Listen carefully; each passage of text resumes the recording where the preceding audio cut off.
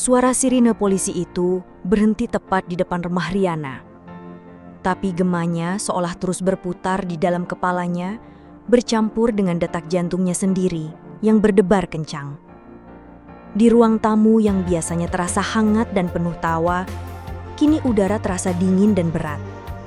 Begitu berat, sampai rasanya sulit untuk bernafas. Dua orang polisi berdiri dengan wajah serius. Di antara mereka, Riana berdiri dengan dagu terangkat, kedua tangan bersedekap di dada. Matanya yang biasanya berbinar ramah, kini menatap tajam, penuh amarah dan kemenangan, ke satu titik di sudut ruangan. Di sanalah Wati, gadis yang baru 2 bulan bekerja di rumahnya, terduduk di lantai yang dingin. Bahunya bergetar hebat.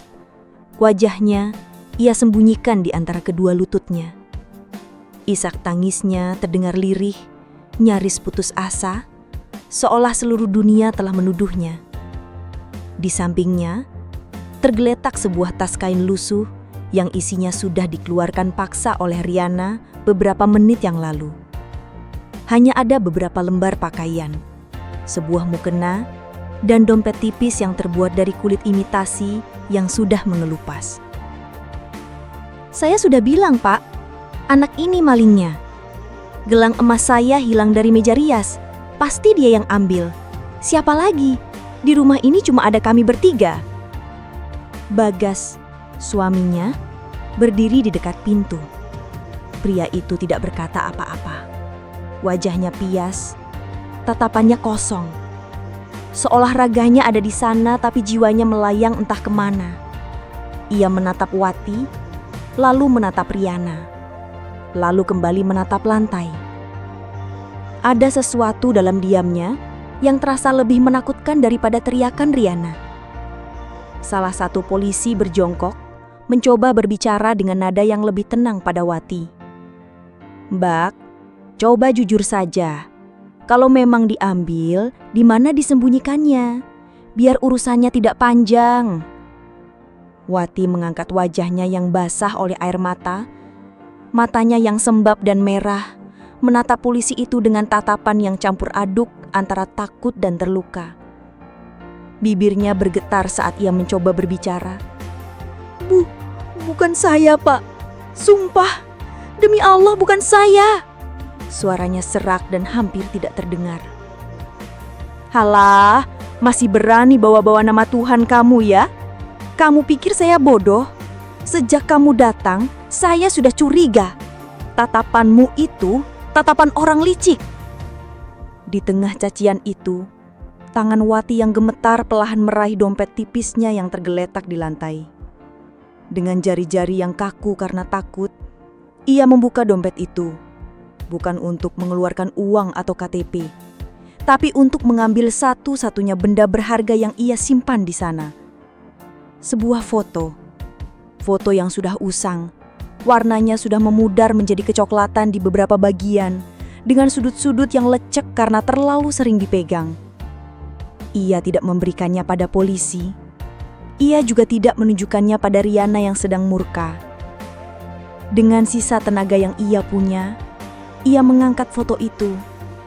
Matanya yang penuh air mata menatap lurus ke satu arah. Ke arah Bagas, suami Riana. Pria yang sejak tadi hanya diam bisu. "Mas," panggilnya dengan suara bergetar. Satu kata itu, "Mas," terdengar begitu aneh dan penuh makna. Waktu seolah berhenti di ruang tamu itu.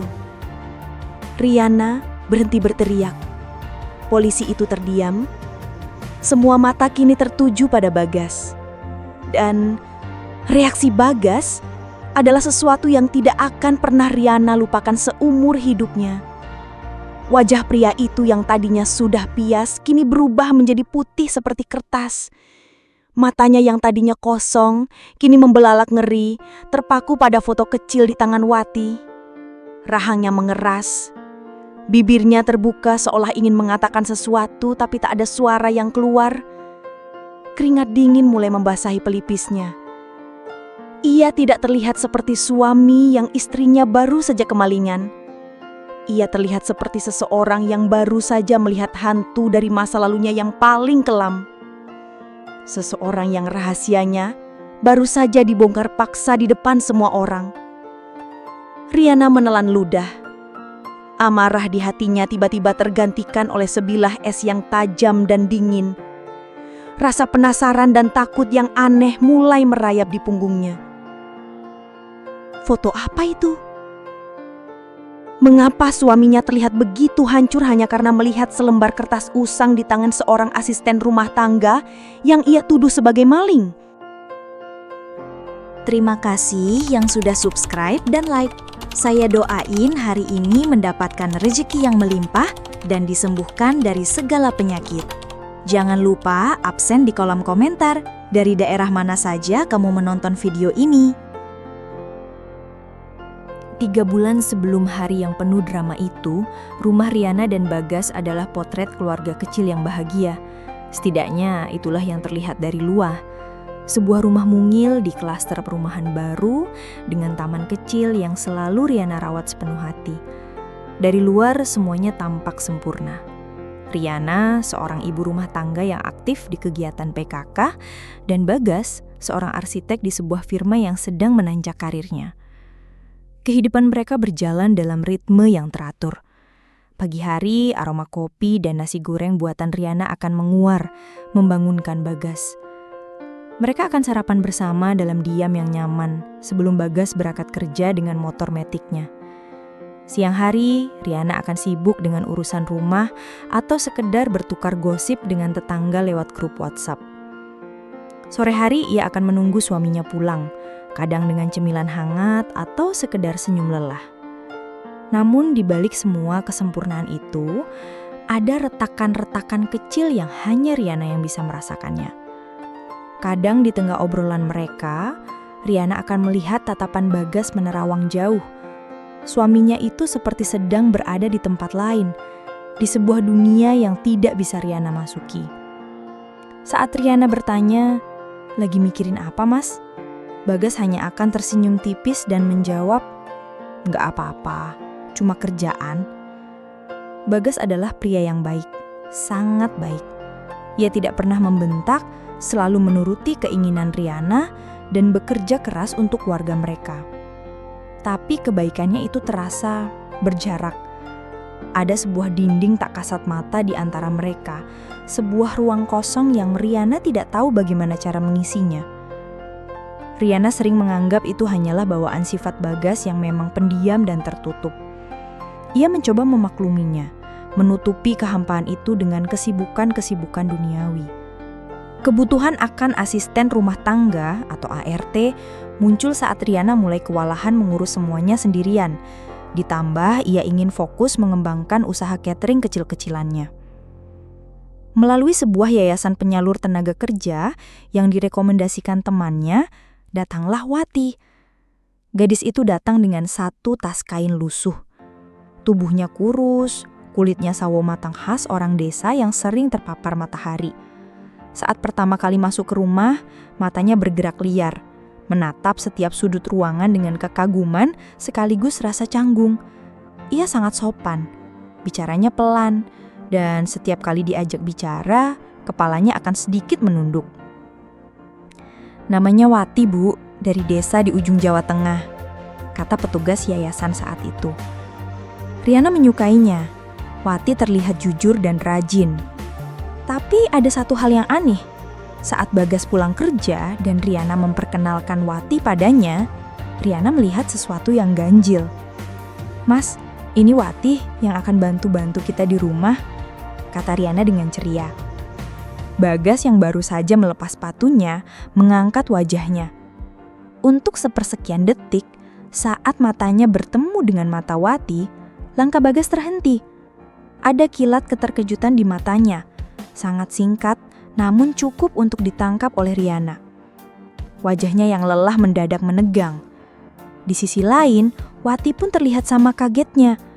Gadis itu langsung menundukkan kepalanya dalam-dalam seolah takut untuk balas menatap. Suasana menjadi canggung selama beberapa detik. "Oh, iya," kata Bagas akhirnya. Suaranya terdengar sedikit serak. Ia meneksakan sebuah senyum. "Selamat datang di rumah kami, Mbak." Riana mengerutkan keningnya. "Kalian kayak pernah ketemu?" "Ya enggak lah, Dek. Mungkin mukanya pasaran aja. Lagian kasihan, kelihatan capek banget abis perjalanan jauh." Riana pun akhirnya mengabaikan perasaan aneh itu. Ia menganggapnya hanya kebetulan. Mungkin suaminya hanya kasihan melihat penampilan Wati yang lugu dan tampak lelahan. Sejak hari itu Wati bekerja dengan sangat baik. Rumah selalu bersih, cucian licin, dan masakannya meskipun sederhana selalu terasa enak. Namun kehadiran Wati justru membuat dinding tak kasat mata antara Riana dan Bagas terasa semakin tebal. Bagas menjadi lebih pendiam dari biasanya. Riana beberapa kali mempergoki suaminya itu sedang menatap Wati dari kejauhan dengan tatapan yang sulit diartikan. Bukan tatapan nafsu seorang pria pada wanita, bukan. Itu tatapan yang lebih dalam, lebih rumit, seperti tatapan rindu yang bercampur dengan rasa sakit. Dan Riana, yang hatinya sudah mulai dihinggapi benih-benih curiga, mulai merasakan firasat buruk. Rumahnya yang dulu hanya terasa hampa, kini mulai terasa asing. Seolah ada rahasia besar yang sedang bersembunyi di balik dinding-dindingnya, menunggu waktu yang tepat untuk meledak. Semuanya berawal dari sebuah gelang emas. Suatu sore yang terik, saat sedang merapikan gudang kecil di belakang rumah, Riana menemukan sebuah kotak kayu tua yang sudah berdebu. Kotak itu milik Bagas, berisi barang-barang peninggalan masa lalunya yang jarang sekali ia sentuh. Didorong rasa penasaran, Riana membukanya. Di dalamnya ada beberapa buku usang, rapor SMP, dan sebuah album foto kecil yang isinya hanya beberapa lembar. Namun bukan itu yang menarik perhatiannya. Di sudut kotak, terbungkus kain beludur kusam, ada sebuah gelang emas. Modelnya kuno, seperti perhiasan zaman dulu, dengan ukiran bunga melati yang detail, namun sudah sedikit aus. Gelang itu tipis, tapi kilaunya masih memancar, meski telah lama tersembunyi. Riana mengangkatnya. Terasa dingin di telapak tangannya. Ia belum pernah melihat gelang ini sebelumnya. Bagas tidak pernah menceritakannya. Mungkin ini milik ibunya. Tapi setahunya ibu mertuanya sudah lama meninggal dan tidak meninggalkan banyak warisan. Pikiran Riana langsung bekerja. Wah, lumayan juga nih, gumamnya pada diri sendiri. Tanpa pikir panjang, ia mencoba memakainya. Pas sekali di pergelangan tangannya yang mungil. Terlihat cantik dan antik. Ia pun memutuskan untuk membersihkannya dan memakainya. Toh, ini milik suaminya, yang berarti miliknya juga, bukan? Malamnya, saat makan malam, Riana dengan sengaja menggerak-gerakkan tangannya, berharap Bagas akan menyadari gelang baru yang ia kenakan. "Bagus nggak, Mas, gelangnya?" tanyanya sambil menyodorkan pergelangan tangannya ke depan Bagas. Bagas yang sedang menyuap nasi berhenti. Matanya terpaku pada gelang itu. Lagi-lagi, reaksi yang sama seperti saat ia pertama kali melihat Wati. Wajahnya menegang dan sendok di tangannya nyaris jatuh. "Kamu dapat dari mana ini?" Suara Bagas terdengar berat, nyaris seperti sebuah tuduhan. Riana sedikit kaget dengan reaksinya. "Loh, ini kan dari kotak lamamu di gudang. Aku nemu tadi sore. Cantik kan? Kayaknya emas asli loh." Bagas terdiam lama. Matanya tidak lepas dari gelang itu, seolah sedang melihat kenangan pahit yang tiba-tiba muncul kembali. "Lepas, Dek," katanya pelan. "Loh, kenapa? Kan bagus, Mas. Sayang kalau cuma disimpan di kotak." Protes Riana mulai kesal. "Aku bilang lepas," ulang Bagas, kali ini dengan nada yang sedikit lebih tegas, meskipun matanya tidak menatap Riana. "Itu cuma kenang-kenangan, jangan dipakai." Amarah kecil mulai merayap di hati Riana. Ia merasa tidak dihargai. Kenapa suaminya begitu pelit? Hanya sebuah gelang tua. Karena gengsi, ia menolak untuk melepaskannya. Nanti sajalah, sudah terlanjur kupakai, jawabnya ketus, lalu menarik tangannya kembali. Sepanjang sisa makan malam, suasana menjadi sangat dingin. Bagas tidak bicara lagi, dan Riana hatinya dipenuhi kekesalan. Kejadian itu mungkin akan berlalu begitu saja, jika bukan karena Wati. Keesokan harinya, saat Wati sedang menyajikan teh di ruang tamu, matanya tanpa sengaja jatuh pada pergelangan tangan Riana. Gadis itu tertegun, matanya membelalak, mulutnya sedikit terbuka. Ia menatap gelang itu selama beberapa detik, seolah tidak percaya dengan apa yang dilihatnya. Gerakannya membeku, sampai-sampai cangkir teh di nampan hampir tumpah. "Wati, hati-hati," tegur Riana. Wati tersentak kaget. Ia langsung menunduk dalam-dalam. Maaf." "Kenapa kamu? Lihat gelang saya sampai segitunya. Naksir," sindir Riana, masih menyimpan sisa kekesalan dari semalam. Wati tidak menjawab. Ia hanya menggelengkan kepalanya dengan cepat, lalu buru-buru meletakkan teh di meja dan pergi ke dapur.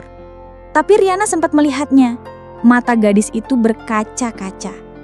Sejak saat itu, benih curiga di hati Riana mulai tumbuh subur. Aneh, pikirnya. Kenapa reaksi Wati dan Mas Bagas sama persis saat melihat gelang ini? Adakah gelang ini ada hubungannya dengan Wati? Jangan-jangan mereka berdua sudah saling kenal sebelumnya. Apa mungkin gelang ini tadinya milik Wati, lalu diberikan pada Mas Bagas? Pikiran itu terasa begitu liar, tapi juga begitu masuk akal bagi Riana yang hatinya sudah mulai terbakar api cemburu. Setiap gerak-gerik Wati kini terlihat mencurigakan di matanya. Saat Wati menelpon seseorang di belakang rumah dengan suara berbisik, ia langsung berpikir Wati sedang mengadu pada selingkuhannya. Saat Wati tanpa sengaja menjatuhkan piring, ia menganggapnya sebagai bentuk protes diam-diam. Gelang emas yang tadinya ia anggap sebagai perhiasan cantik, kini telah berubah menjadi pemicu petaka.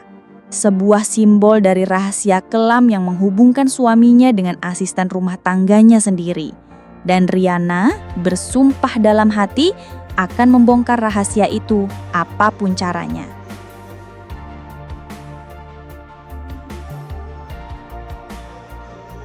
Kecurigaan itu seperti tanaman rambat liar. Awalnya hanya tunas kecil yang tidak berarti. Namun, dalam diam ia terus tumbuh, melilit, hingga akhirnya mencekik akal sehat. Itulah yang terjadi pada Riana.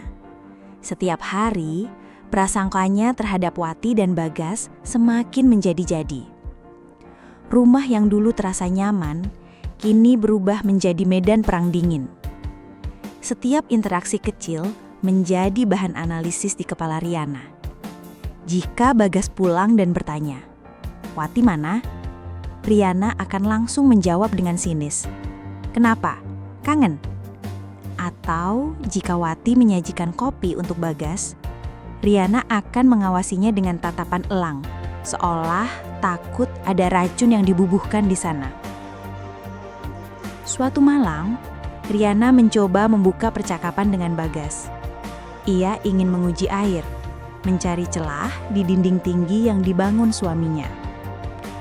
Mereka sedang duduk di teras belakang, ditemani suara jangkrik dan lampu taman yang temaram. "Mas," panggil Riana dengan nada yang dibuat selembut mungkin. "Aku perhatiin, kamu kok kayaknya beda ya sejak ada Wati." "Beda gimana?" Ya lebih pendiam.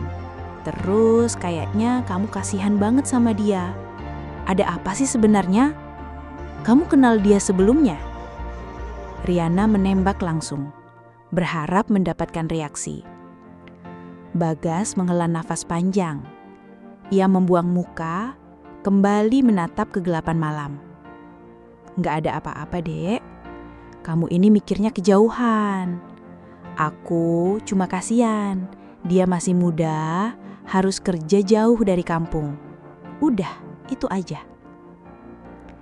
Jawaban itu alih-alih menenangkan, justru semakin menyakiti Riana. Ia merasa dibodohi. Kasian atau ada yang lain, Mas? Jujur aja sama aku.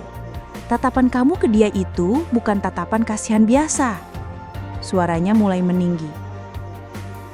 Terserah kamu mau mikir apa, jawab Bagas dingin. Nadanya terdengar lelah. Lelah dengan pertengkaran yang sama. Aku capek, mau tidur. Bagas bangkit dan masuk ke dalam rumah, meninggalkan Riana sendirian di teras dengan hati yang hancur berkeping-keping. Pembelaan Bagas terhadap Wati terasa seperti sebilah pisau yang menusuk jantungnya. Kenapa ia membela ART itu? Kenapa ia tidak mau jujur padaku, istrinya sendiri? Pikiran terburuk pun mulai terbentuk di benaknya. Perselingkuhan. Yah, itu pasti jawabannya. Mungkin Bagas punya hubungan terlarang dengan Wati di masa lalu. Mungkin Wati datang ke sini sengaja untuk merebut Bagas kembali. Dan gelang itu pasti bukti cinta mereka. Skenario drama itu terasa begitu nyata di kepala Riana. Membuatnya mual. Sejak malam itu, Riana menjadi monster bagi Wati. Setiap pekerjaan Wati selalu ada salahnya di mata Riana. Mengepel kurang bersih, menyetrika kurang rapi, masakan terlalu asin. Riana sengaja mencari-cari kesalahan, melampiaskan frustrasinya pada gadis lugu itu. Wati hanya menerima semua omelan itu dalam diam. Ia tidak pernah membantah. Ia hanya akan menunduk, meminta maaf dengan suara bergetar, lalu memperbaiki kesalahannya. Sikapnya yang pasrah itu justru membuat Riana semakin jengkel. "Kenapa kamu diam saja? Gak punya mulut buat menjawab?" bentak Riana suatu hari saat Wati tak sengaja memecahkan gelas. Wati hanya terisak pelan. "Maaf Bu, saya tidak sengaja." Maaf terus. Kamu pikir maaf bisa bikin gelas ini utuh lagi? Dasar cerobor." Bagas yang mendengar keributan itu dari kamarnya keluar. Melihat Wati yang menangis di sudut dapur, ia menatap Riana dengan pandangan kecewa. "Sudah Dek, cuma gelas pecah, nggak usah dibesar-besarkan," kata Bagas mencoba menengahi. Hati Riana terasa terbakar. Lagi-lagi suaminya membela gadis itu di depannya. "Cuma gelas pecah katamu. Kamu nggak lihat kelakuannya yang semakin hari semakin nggak becus? Atau matamu sudah buta karena terlalu sering memandangi dia?" teriak Riana, sudah tidak peduli lagi jika suaranya terdengar oleh tetangga. Bagas terdiam. Wajahnya mengeras menahan amarah. Tanpa berkata apa-apa lagi, ia mengambil kunci motor dan pergi begitu saja, membanting pintu dengan keras. Malam itu, Riana menangis sendirian di kamarnya. Ia memeluk bantal, merasakan kesepian yang luar biasa. Ia merasa menjadi korban dari suami yang berkhianat dan ART yang licik. Di tengah isak tangisnya, sebuah keputusan nekat terbentuk di benaknya. Ia tidak bisa hidup seperti ini terus-menerus. Ia harus menyingkirkan Wati dari rumah ini. Dan gelang emas itu, gelang terkutuk itu, akan menjadi senjatanya. Ia akan merancang sebuah skenario yang akan membuat Wati bukan hanya diusir dari rumahnya, tapi juga merasakan dinginnya lantai penjara. Dengan begitu, semua masalahnya akan selesai. Setidaknya, itulah yang ia pikirkan saat itu.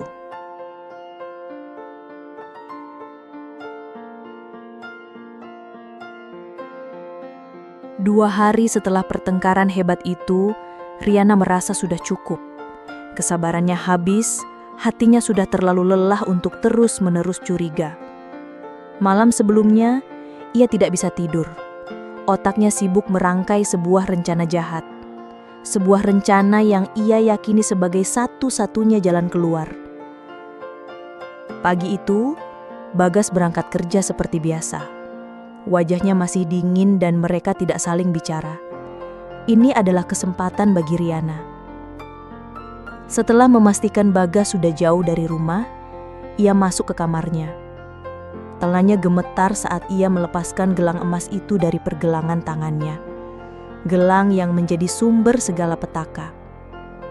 Ia menatapnya sejenak. Kilau emasnya seolah mengejeknya. Dengan napas tertahan, ia tidak menyimpannya di laci, melainkan meletakkannya begitu saja di atas meja rias, di tempat yang sangat mudah terlihat. Ini adalah umpannya. Setelah itu, ia memanggil Wati. "Wati, tolong bersihkan kamar saya ya. Lap semua perabotan sampai kinclong. Awas kalau masih ada debu," perintahnya dengan nada ketus. "Baik, Bu," jawab Wati patuh, lalu berjalan menuju kamar Riana dengan membawa lap dan kemoceng. Riana mengawasinya dari pintu. Jantungnya berdebar kencang, antara tegang dan merasa sedikit bersalah. Tapi perasaan itu segera ia tepis. Dia pantas mendapatkannya, bisiknya dalam hati. Setelah melihat Wati masuk, Riana sengaja pergi ke depan rumah, menyiram tanaman dan berbincang dengan tetangga, menciptakan alibi. Ia ingin semua orang tahu bahwa ia tidak berada di dekat kamarnya saat kejadian itu berlangsung. Sekitar setengah jam kemudian, Riana masuk kembali ke rumah. Ia langsung menuju kamarnya. Ia berhenti sejenak di depan pintu, mengambil nafas dalam-dalam, mempersiapkan diri untuk sandiwara terbesar dalam hidupnya. "Wati! Wati!" Teriakan melengking itu menggema ke seluruh penjuru rumah. Suaranya dibuat sepilu dan sepanik mungkin. Wati yang sedang berada di dapur, terkejut dan lari tergopoh-gopoh. Iya Bu, ada apa?" Riana berdiri di tengah kamar, menunjuk ke arah meja riasnya yang kosong dengan tangan gemetar. Wajahnya dipasang sepucat mungkin. "Gelang saya, gelang emas saya mana?" tanyanya dengan suara bergetar, matanya menatap tajam ke arah Wati.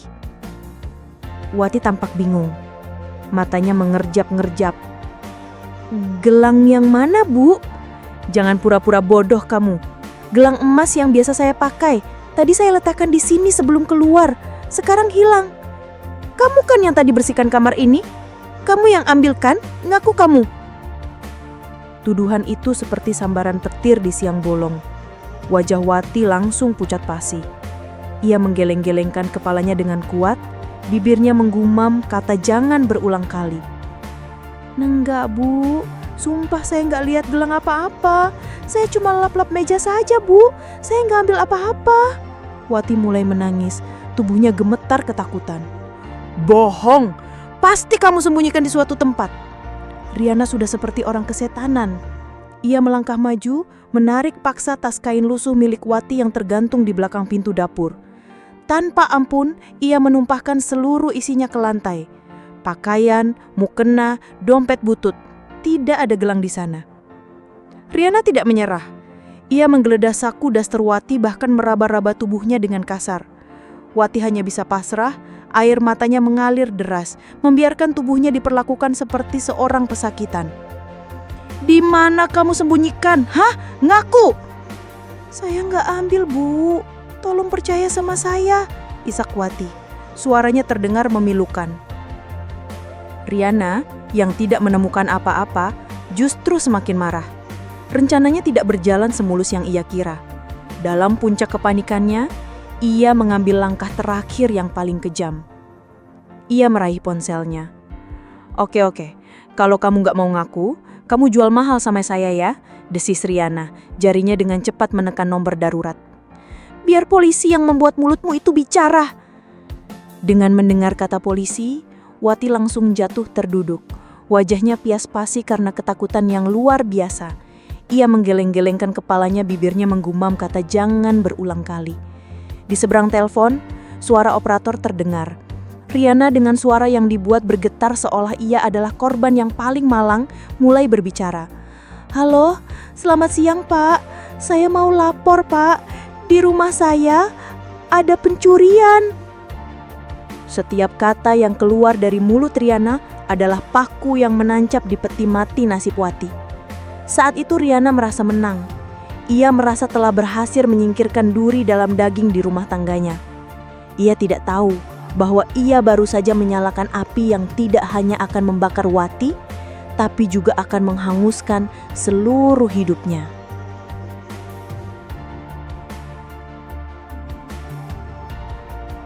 Kita kembali ke ruang tamu yang sesak itu. Keheningan yang tercipta setelah Wati mengangkat foto usang itu terasa lebih bising daripada teriakan Riana sebelumnya. Udara terasa berat, penuh dengan pertanyaan yang tak terucap. Polisi yang tadinya bersiap untuk membawa Wati kini ikut terdiam, merasakan ada drama keluarga yang jauh lebih rumit di balik tuduhan pencurian sederhana ini. Riana yang amarahnya kini telah bercampur dengan rasa penasaran yang menusuk tidak tahan lagi.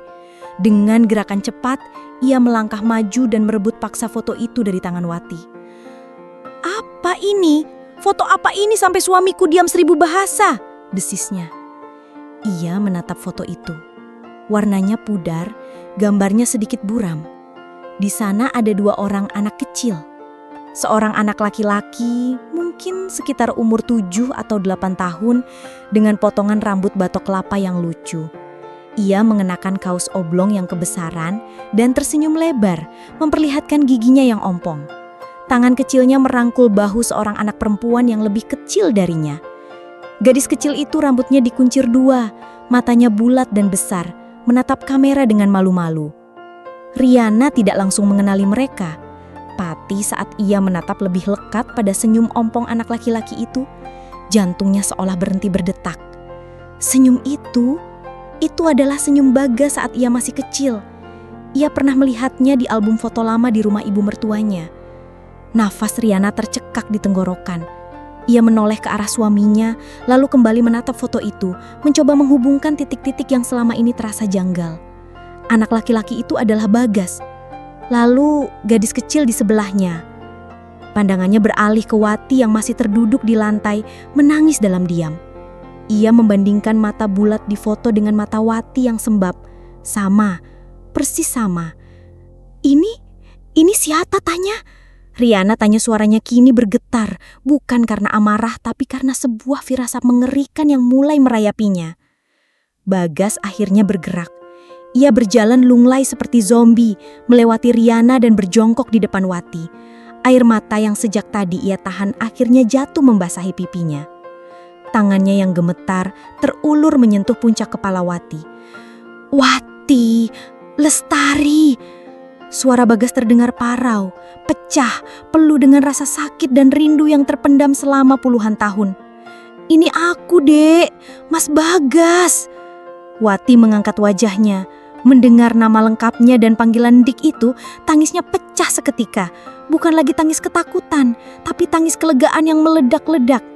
Ia langsung menghambur ke pelukan kakaknya yang telah hilang selama lebih dari 20 tahun.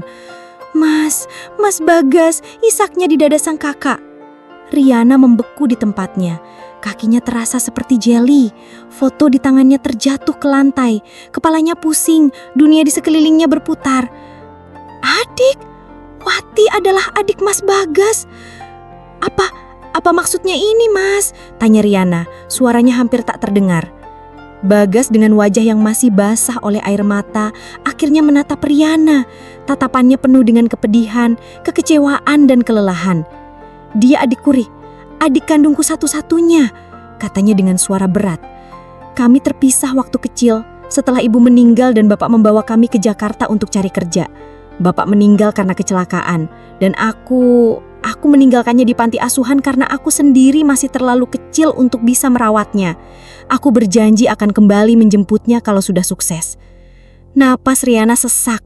Semua kepingan puzzle kini menyatu dengan cara yang paling menyakitkan. Tatapan aneh Bagas, pembelaannya yang mati-matian, reaksinya saat melihat gelang itu. "Lalu gelang itu?" bisik Riana, takut mendengar jawabannya. Bagas menatap gelang yang masih tergeletak di meja rias, bukti kejahatan yang Riana ciptakan sendiri. "Itu satu-satunya peninggalan ibu untuk kami berdua," jawab Bagas dengan suara getir. "Waktu ibu akan meninggal, gelang itu ia berikan padaku. Ibu berpesan, jaga adikmu dan berikan separuh gelang ini untuknya jika dia sudah menikah nanti. Aku menyimpannya selama ini, Ri. Aku tidak pernah sanggup melihatnya karena itu mengingatkanku pada kegagalanku sebagai seorang kakak. Aku mengenalnya sejak hari pertama dia datang. Aku melihat mata ibu di matanya. Tapi aku terlalu malu, terlalu pengecut untuk mengaku. Aku malu dengan masa laluku yang miskin. Aku malu karena aku belum bisa menepati janjiku. Aku pikir aku akan mencari waktu yang tepat untuk bicara padamu. Tapi ternyata kamu sudah lebih dulu menghakiminya. Tubuh Riana lemas seketika. Kakinya tak sanggup lagi menopang. Ia jatuh duduk di lantai di antara serakan barang-barang Wati. Suara sirine polisi yang tadinya gagah kini terdengar seperti lonceng kematian bagi harga dirinya. Ia bukan lagi korbannya. Ia adalah penjahatnya. Ia telah memfitnah adik iparnya sendiri. Ia telah menghina peninggalan suci dari ibu mertuanya. Dan ia telah menghancurkan hati suaminya dengan cara yang paling kejam. Di tengah keheningan yang memekakan itu, Riana hanya bisa menatap tangannya yang kosong, merasa menjadi orang paling jahat di seluruh dunia.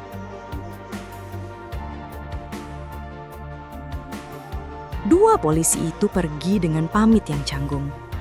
Mereka tidak membawa siapapun. Kasus pencurian itu ditutup bahkan sebelum laporannya sempat ditulis. Mereka pergi meninggalkan 3 orang yang dunianya baru saja jungkir balik di ruang tamu yang kini terasa seperti medan reruntuhan. Tidak ada lagi teriakan, tidak ada lagi isak tangis yang meledak-ledak. Yang tersisa hanyalah keheningan. Keheningan yang pekat, berat, dan terasa lebih menyakitkan daripada 1000 cacian. Bagas masih duduk di lantai, memeluk Wati yang bahunya masih sesekali terguntang oleh sisa tangis. Ia mengusap punggung adiknya dengan gerakan lembut, seolah mencoba menyalurkan kekuatan dan permintaan maaf atas waktu yang telah hilang. Untuk pertama kalinya, setelah puluhan tahun, ia tidak lagi merasa sendirian. Beban berat yang ia pikul di pundaknya sejak kecil, kini terasa sedikit lebih ringan. Riana terduduk di seberang mereka, terasing di pulaunya sendiri. Ia tidak berani menatap suaminya. Ia tidak sanggup melihat wajah Wati. Pandangannya kosong, tertuju pada gelang emas yang tergeletak di atas meja. Benda itu kini terlihat seperti bara api, memancarkan panas yang membakar nuraninya. Gelang yang ia pamerkan dengan angkuh. Gelang yang ia jadikan alasan untuk memuaskan kecemburuannya. Gelang yang ternyata adalah wasiat suci dari seorang ibu untuk anak-anaknya. Rasa bersalah itu begitu besar, begitu menyesakkan hingga Riana merasa sulit bernafas. Setiap tarikan nafas terasa seperti menghirup serpihan kaca. Perlahan, Bagas membantu Wati untuk berdiri. "Kamu istirahat ya, Dek, di kamar tamu saja," katanya dengan suara yang masih parau. Wati hanya mengangguk lemah. Matanya yang bengkak melirik sekilas ke arah Riana. Tidak ada kebencian di sana. Yang ada hanya luka dan kebingungan. Tatapan itu entah kenapa justru terasa lebih menusuk bagi Riana daripada tatapan penuh amarah. Wati, diantar oleh Bagas, berjalan menuju kamar tamu meninggalkan Riana sendirian di ruang tamu yang berantakan. Riana menatap sekelilingnya, pakaian Wati yang berserakan di lantai, dompet kulit imitasi yang terbuka, dan selembar foto usang yang kini terinjak di sudut ruangan. Ia memungut foto itu dengan tangan gemetar. Ia menatap kembali wajah 2 anak kecil itu.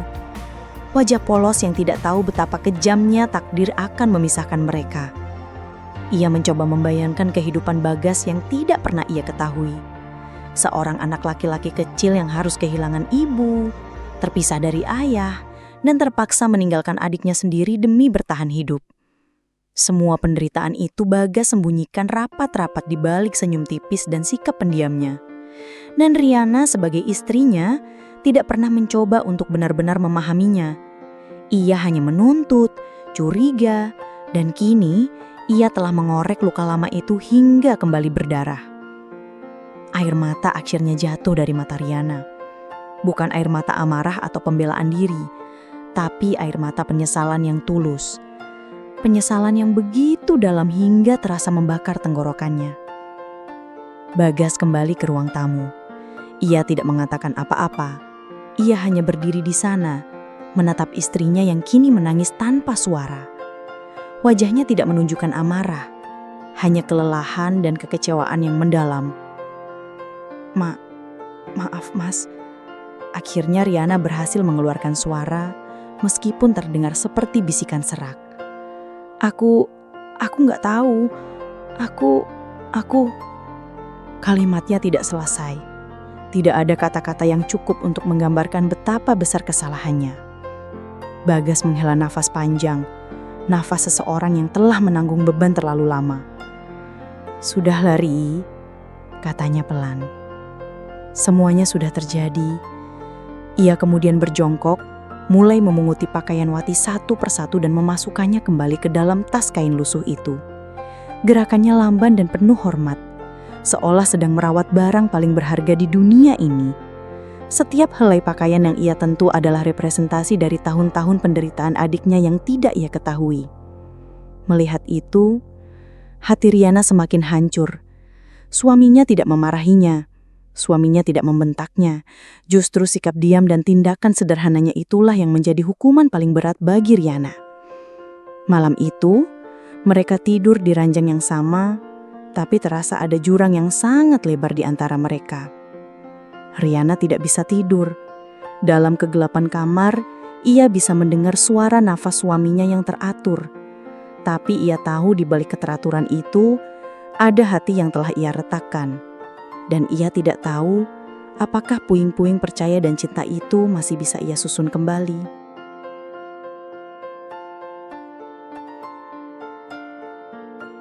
Hari-hari setelah badai itu berlalu dalam keheningan yang canggung. Rumah itu terasa berbeda. Udara yang dulu tegang karena kecurigaan, kini berganti menjadi berat karena rasa bersalah. Wati tidak lagi bekerja sebagai ART. Ia kini adalah penghuni rumah, seorang anggota keluarga yang baru ditemukan. Tapi, transisi itu tidaklah mudah. Wati lebih banyak mengurung diri di kamar tamu. Masih canggung dan mungkin takut. Bagas mencoba menghabiskan lebih banyak waktu dengannya, mengisi kekosongan 20 tahun dengan cerita-cerita kecil. Mereka akan duduk di teras belakang. Kadang hanya diam. Namun kebersamaan itu sendiri sudah menjadi penyembuh. Dan Riana, ia menjadi orang asing di rumahnya sendiri. Setiap kali ia berpapasan dengan Wati di lorong, gadis itu akan menunduk dan mempercepat langkahnya. Setiap kali ia mencoba memulai percakapan, Wati hanya akan menjawab seperlunya dengan suara pelan. Tidak ada kebencian, tapi jarak itu terasa begitu nyata. Bagas pun masih menjaga jarak. Mereka bicara seperlunya tentang kebutuhan sehari-hari. Tapi kehangatan yang dulu pernah ada, kini lenyap. Riana tahu, kata maaf saja tidak akan pernah cukup. Ia harus membuktikannya dengan tindakan. Penebusan itu ia mulai dari hal-hal kecil. Suatu pagi, ia bangun lebih awal dari biasanya. Bukan untuk menyuruh Wati, tapi ia sendiri yang pergi ke dapur. Dengan tangan yang sedikit kaku, ia memasak sarapan kesukaan Bagas, nasi goreng, dan membuatkan teh hangat untuk Wati. Ia meletakkannya di meja makan dengan hati-hati. Saat Bagas dan Wati keluar, mereka terkejut melihat meja makan yang sudah tertata. Riana tidak berkata apa-apa, ia hanya tersenyum kecil.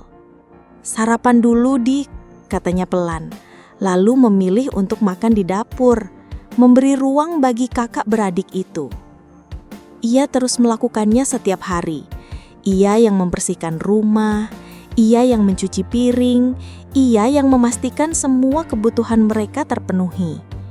Ia mengambil alih semua pekerjaan yang dulu ia bebankan pada Wati, melakukannya dalam diam sebagai bentuk penyesalannya. Suatu sore, Riana melihat Wati duduk sendirian di teras, menatap kosong ke taman. Riana memberanikan diri. Dengan nampan berisi 2 cangkir teh hangat, ia menghampiri Wati dan duduk di kursi sebelahnya. "Minum dulu, Dik," kata Riana lembut. menggunakan panggilan yang sama seperti Bagas. Wati tersentak, kaget mendengar panggilan itu dari mulut Riana. Ia menatap Riana dengan ragu, lalu perlahan mengambil cangkir teh itu. "Terima kasih, Mbak." Bu." Wati masih bingung harus memanggil apa. "Panggil Mbak saja," kata Riana sambil tersenyum getir. Aku benar-benar minta maaf atas semuanya. Aku dibutakan oleh cemburu dan prasangka. Aku bukan kakak ipar yang baik untukmu." Air mata mulai menggenang di pelupak mata Riana. Kali ini ia tidak menahannya. Ia membiarkannya mengalir sebagai tanda ketulusannya. Melihat Riana menangis, pertahanan diri Wati seolah runtuh. Ia menggelengkan kepalanya. "Tidak, saya juga salah, Mbak. Seharusnya dari awal saya jujur kalau saya mengenali Mas Bagas." "Tidak, kamu tidak salah sama sekali. Kamu korban di sini. Aku yang salah." Kejujuran dan air mata itu akhirnya berhasil meruntuhkan dinding es di antara mereka. Untuk pertama kalinya, mereka berbicara dari hati ke hati. Wati menceritakan hidupnya di panti, kerinduannya pada sang kakak. Riana mendengarkan dengan penuh penyesalan, menyadari betapa beruntungnya hidupnya dibandingkan dengan adik iparnya itu. Bagas yang melihat pemandangan itu dari jendela kamarnya, merasakan kehangatan yang telah lama hilang kembali menyelimuti hatinya. Malam itu, setelah Wati tertidur, Bagas menghampiri Riana yang sedang melipat pakaian di kamar. Ia mengambil gelang emas peninggalan ibunya dari atas nakas. Ia duduk di sebelah Riana, lalu meraih tangan istrinya. Dengan lembut, ia memasangkan kembali gelang itu ke pergelangan tangan Riana. Riana kaget. "Mas, ini..." "Pakailah," kata Bagas pelan. Matanya menatap Riana dengan tulus. "Ibu pasti ingin menantunya juga memakainya. Anggap saja ini tanda kita memulai semuanya dari awal. Kita bertiga." Riana tak kuasa menahan tangis harunya. Ia memeluk suaminya erat. Pelukan yang terasa berbeda. Bukan lagi pelukan formalitas, tapi pelukan penuh penerimaan, pengampunan, dan janji untuk masa depan yang lebih baik. Kisah mereka tidak berakhir dengan sempurna seperti di negeri dongeng. Luka itu masih ada dan butuh waktu untuk benar-benar sembuh. Tapi di rumah kecil itu, di atas puing-puing kebohongan dan prasangka, mereka mulai membangun kembali fondasi keluarga mereka. Bukan lagi hanya Riana dan Bagas, tapi Riana, Bagas, dan Wati. Sebuah keluarga yang disatukan kembali oleh selembar foto usang dan sebuah gelang emas yang mengajarkan mereka pelajaran paling berharga. Bahwa kebenaran mungkin menyakitkan, tapi ia adalah satu-satunya jalan menuju penyembuhan. Dan terkadang, kita harus hancur terlebih dahulu untuk bisa membangun diri kita kembali menjadi lebih utuh dan lebih kuat daripada sebelumnya. Terima kasih sudah menonton sampai selesai. Selamat datang kembali di cerita selanjutnya. Jangan lupa jaga kesehatan dan selalu semangat.